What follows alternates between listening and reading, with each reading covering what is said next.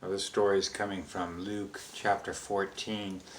Large crowds were following Jesus, and Jesus turned to the crowd and he said, "If anyone would come to me, he must hate his father and mother, his spouse and children, his brothers and sisters, and even his own life, or he cannot be my disciple."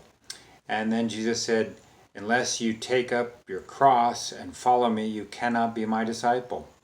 And who among you, if you want to build a tower, wouldn't first sit down and calculate the cost to complete the tower?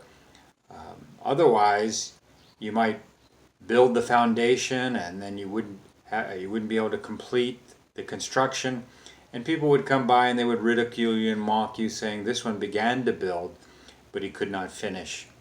Or what king would go to war against another king without first sitting down and determining that with 10,000 troops he would be able to face the king coming to him with 20,000?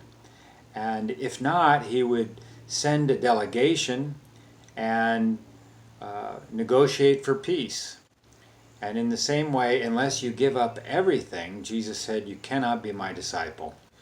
And that if you, then he said this: if salt loses its saltiness, it's not good for anything, not for the soil or the manure pile. And that's the story coming from Luke 14.